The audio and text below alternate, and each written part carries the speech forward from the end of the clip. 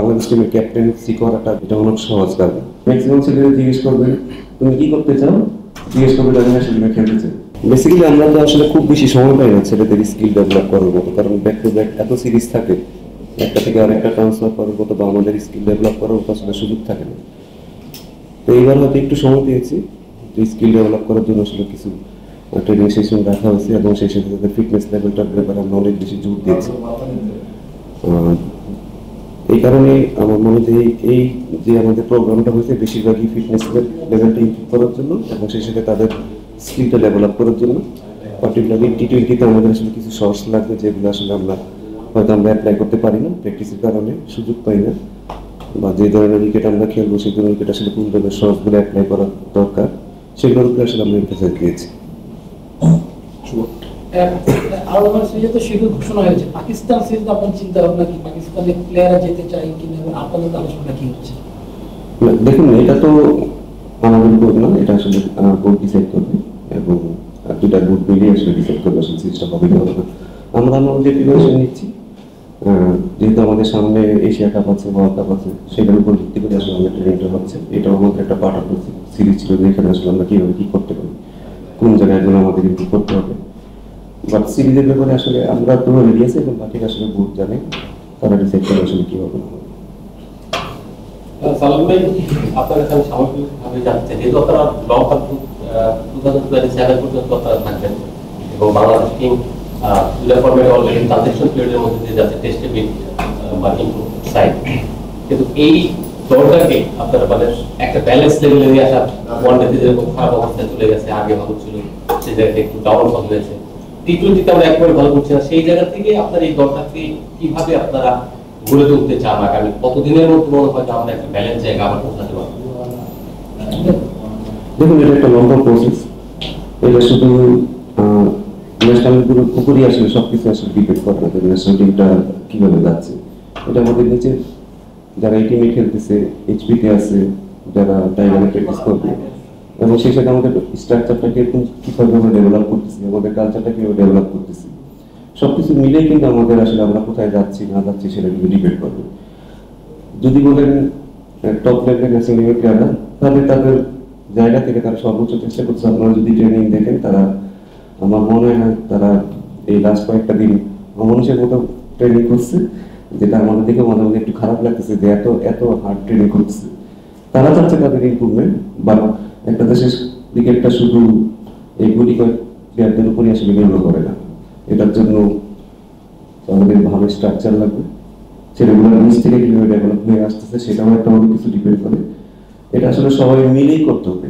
এখানে সার্বিকভাবে আপনি কখনই বলতে পারবেন আসলে কতদিনে আমরা কোথায় যাবো।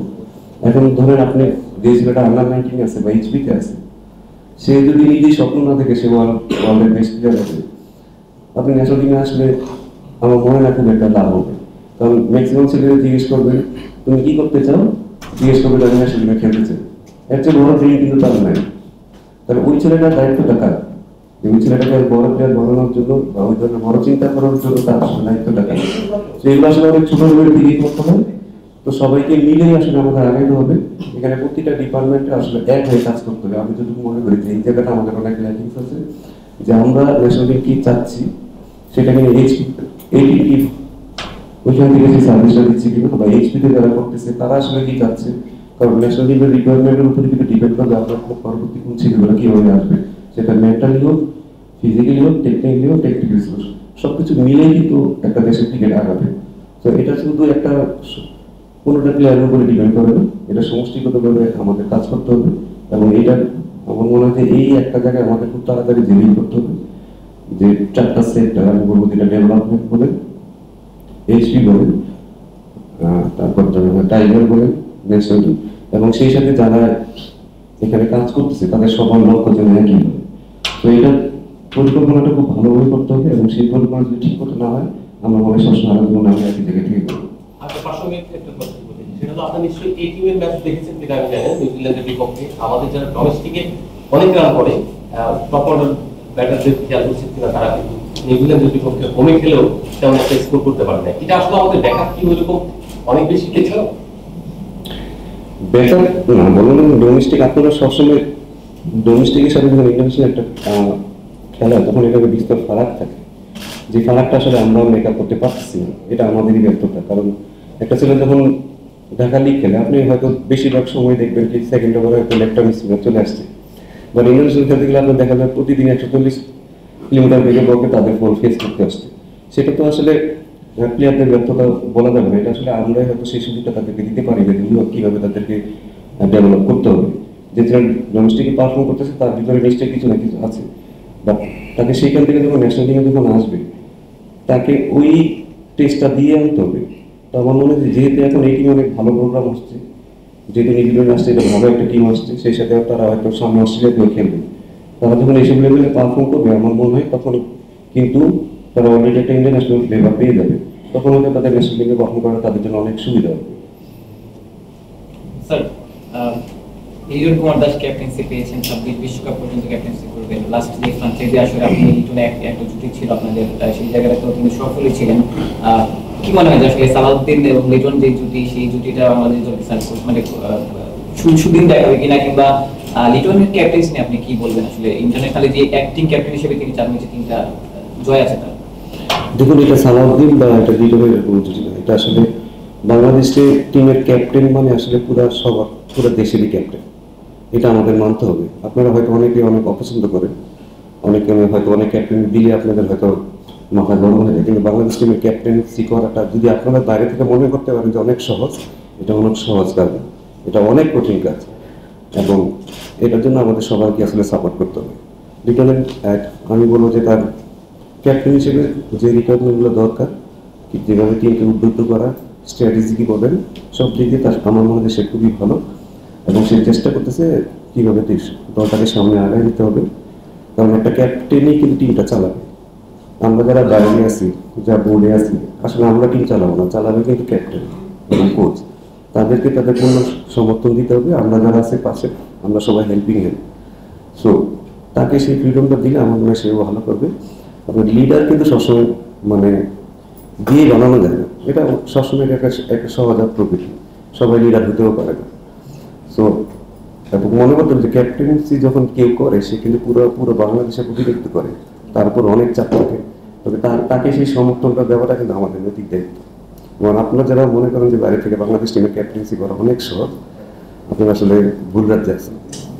লিটন দাসের ক্যাপ্টেন্সিটা বললেন, ওয়েস্ট ইন্ডিজ সফরে তিনি কিন্তু রানে ছিলেন না, তারপরে খুব ভালো ক্যাপ্টেন্সি করেছেন। আমি স্যার ব্যাটিং এর পারফরমেন্স কিন্তু ক্যাপ্টেন্সির উপর কোনোভাবে প্রভাব ফেলে, মানে how do you see this, এবং তার ক্যাপ্টেন্সির মানে মূল স্ট্রেংথের জায়গাটা কোনটা, ব্যাটিংটা কোনটা যদি একটু বলতেন, বিকজ কাছে স্ট্রেংথের জায়গা যদি বলেন, আমি মনে করি যে সে খুব ভালো ট্যাকটিশিয়ান, ফিল্ড প্লেসমেন্ট সম্পর্কে, বলারের শক্তি সম্পর্কে তার ভালো আইডিয়া আছে, নবমেন্ট সম্পর্কে সে খুব ভালোভাবে সে গেম অ্যানালাইসিস করে, এবং টি-20 কীভাবে ফিল্ড সেট আপ করতে হবে, কীভাবে গেমটাকে আগায় নিতে হবে, কীভাবে বা ব্যাটিংটাও কীভাবে আগায় নিতে হবে সেটা সম্পর্কে তার পরিষ্কার ধারণা আছে।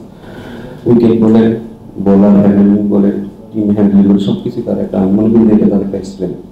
এখন যদি তার উইকনেস বলেন, আমি মনে করি যে যেহেতু সে কিছুদিন রান করেনি, সেটা হয়তো আপাতত তার উইকনেস আছে, বাট আমি মনে করি যে এটা থেকে সে বেরিয়ে আসবে। কিন্তু ব্যাটিং পারফরমেন্স কিন্তু তার ক্যাপ্টেন্সির উপর কোনোভাবে প্রভাব ফেলে না। দেখুন, লিটনকে আমরা সবসময় একটু অন্যভাবে দেখি, কথা কম বলে, হয়তো আপনাদের সাথে হয়তো কথা কম বলে, যারা কাছে থেকে মিশে তারা হয়তো তাদের সেই ভুল ধারণা হয়ে যাবে, যে ভুল ধারণা আপনাদের সাকিবের বেলায় ছিল, বাইরে থেকে মনে হবে যে অনেক কিছু তারা হয়তো ঠিক মতো করে না, কিন্তু as a teammate, as a টিমের লিডার হিসেবে তার যতটুকু করা তার চেয়ে বেশি হয়তো সে করে। ভাই, অনেকদিন ধরে বিশেষ করে আপনার মাল্টি টুর্নামেন্টগুলোতে, হোয়াইট বল টুর্নামেন্টগুলোতে বাংলাদেশকে দেখা যায় যে আপনার ইনিংসের পার স্কোরগুলো আসলে বাংলাদেশের কম আর অন্যান্য টিমগুলোর চাইতে। So as a batting coach আপনি নতুন কি ইনক্লুশন করতেছেন, কোনো ড্রিল কিংবা নতুন কোনো টেকনিক এরকম অ্যাডপ্ট করতেছেন কিনা, বা আপনার প্র্যাকটিস মডিউলের মধ্যে ইনক্লুড করছেন কিনা এই প্রবলেমটাকে অ্যাড্রেস করেন? দেখুন, ড্রিল তো যদি আপনার আমাকে বলেন, আমি এখানে পয়সা 100টা ড্রিল বানাই ফেলতে পারবো, ঠিক আছে। ড্রিল বানানোটা আসলে কোনো নতুন কিছু না, আসলে খেলাটা তো আসলে মাথায়,